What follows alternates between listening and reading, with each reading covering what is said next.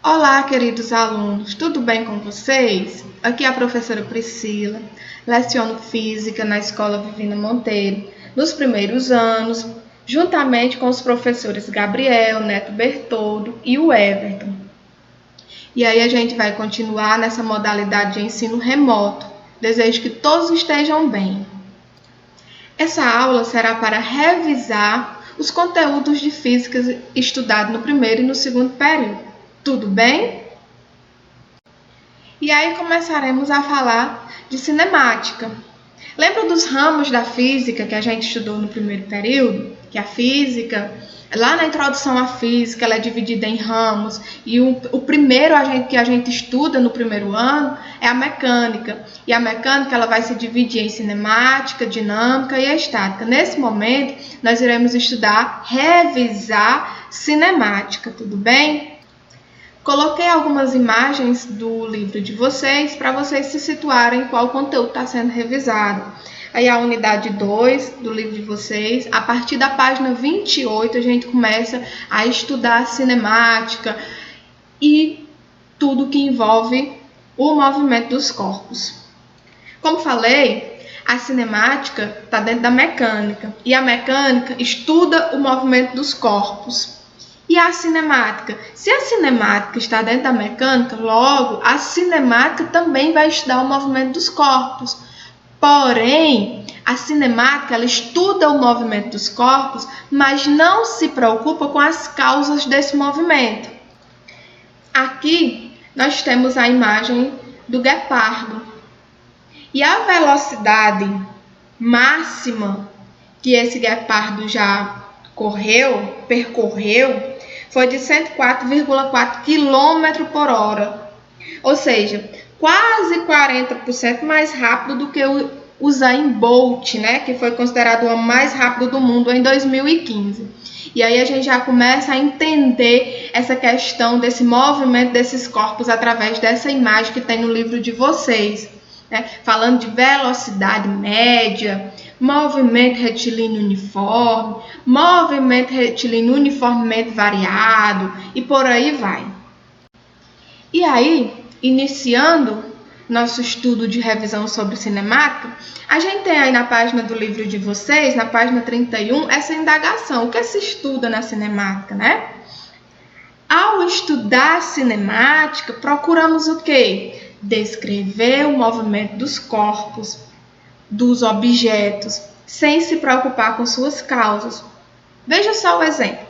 Ao analisarmos o movimento de um carro, podemos dizer que ele está se movendo em uma estrada reta, com velocidade inicial de 60 km por hora.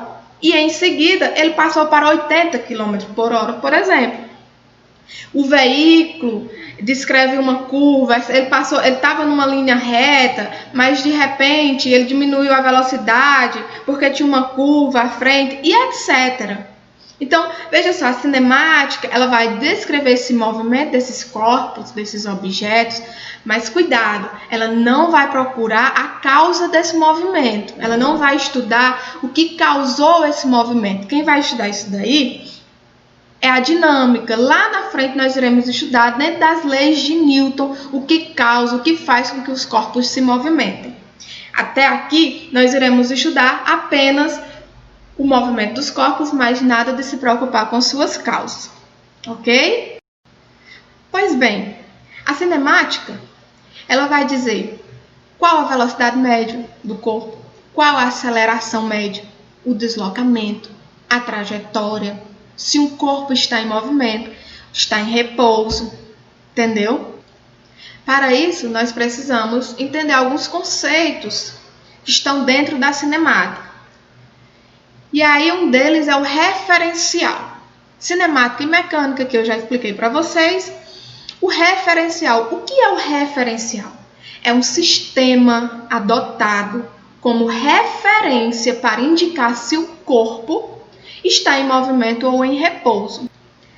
Então, veja só, tudo vai depender do referencial adotado, do ponto de referência, do sistema de referência adotado para eu saber se um corpo está em movimento ou em repouso. E aí, no livro de vocês, diz assim, o movimento é relativo. E nós iremos entender por que esse movimento é relativo. Porque vai depender do referencial adotado. Dependendo do ponto de referência do sistema adotado de referência, nós iremos dizer se esse corpo está em movimento ou em repouso. Por isso que o movimento e o repouso, eles são o quê? Relativos. O movimento, veja só, o que seria o movimento? Um corpo está em movimento em relação a um determinado referencial se sua posição em relação a esse referencial adotado variar com o passar do tempo. Como assim, professora? Minha posição variar? Sua posição inicial. Exemplos, vamos adotar aqui sua casa como ponto de referência. Você está na sua casa. Você adotou a sua casa como ponto de referência. Você saiu da sua casa e foi no mercantil. Você mudou sua posição inicial com relação à sua casa, ao ponto de referência adotado que foi a sua casa. No decorrer do tempo, você estava 8 horas na sua casa, foi ao mercantil fazer compras, voltou às 10 horas, por exemplo. O tempo teve variação de tempo e a sua posição também variou. Se sua posição inicial variou com relação à sua casa, que foi o referencial que a gente adotou, você está em movimento. O corpo está em movimento. Então, veja só. Sempre, para saber se um corpo está em movimento, você precisa de um referencial. E a posição, sua posição, a posição desse corpo, desse objeto, precisa variar com o passar do tempo. Ok? E o repouso? O que seria o repouso? Um corpo está em repouso em relação a um determinado referencial, se a sua posição em relação a este mesmo referencial não variar ao decorrer do tempo. Ou seja, você vai adotar de novo sua casa como ponto de referência. 8 horas da manhã você estava sentado na sua casa.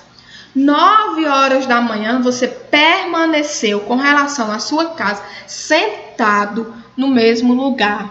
Ou seja, variou o tempo, de 8 às 9, sua posição com relação à sua casa foi a mesma. Significa que você está em repouso.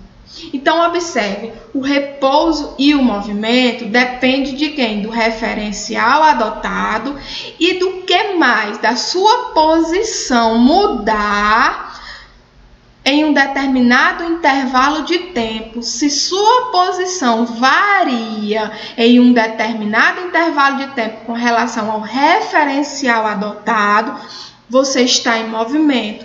Se sua posição não varia com relação ao referencial adotado em um determinado intervalo de tempo, sua posição não variou no decorrer do tempo, você está em repouso. Agora vamos pensar um pouco sobre repouso e movimento. Faça o seguinte: se você estiver na sua cama ou estiver no sofá, numa cadeira, vá para a sua cama, deite e fique quietinho lá. Pause o vídeo para depois a gente continuar essa explicação. Chegou na cama? Tá deitado? Tá quietinho? Agora vamos escutar aqui a nossa aula. Agora faça a seguinte pergunta a si mesmo: estou em movimento ou em repouso? Pause o vídeo mais uma vez e comece a pensar: eu estou deitado na minha cama e agora eu estou em movimento ou em repouso? O que nós precisamos fazer para responder essa pergunta? Isso mesmo, ter um referencial, adotar um referencial. Se você responder a pergunta com relação à cama, ou seja, você adotou a cama como ponto de referência, a cama na qual está deitado, com certeza você estará em repouso. Percebeu aí? Eu tive que adotar quem? Tem um ponto, um sistema de referência, um ponto de referência. Eu adotei a cama como ponto de referência. Eu estou deitado na cama, eu vou adotar a cama para saber se eu estou em repouso ou em movimento. Ah, tá, eu estou em repouso com relação à cama. Tudo bem. Agora, imagine que há um observador no sol. Imagine que tem uma pessoa lá no sol, né? Vamos imaginar, minha gente. Vamos ter a mente fértil. Vamos pensar que tem uma pessoa lá. E de lá, ele vê você deitadinho em sua cama. Como a Terra gira em torno do Sol e você está sobre a Terra, logo ele perceberá que você está em movimento. Percebeu? Com relação à cama, você está em repouso. Mas com relação a uma pessoa que está te observando lá no Sol, você está em movimento. Por que você está em movimento? Porque a Terra gira em torno do Sol. E a pessoa que está lá no Sol observa você em movimento. Percebeu aí? Então, repouso e movimento são conceitos relativos, porque um corpo pode estar ao mesmo tempo em repouso a um determinado referencial e em movimento em relação a outro referencial. Ela estava em repouso com relação à cama, mas em movimento com relação a um observador que estava lá no Sol. Tudo bem?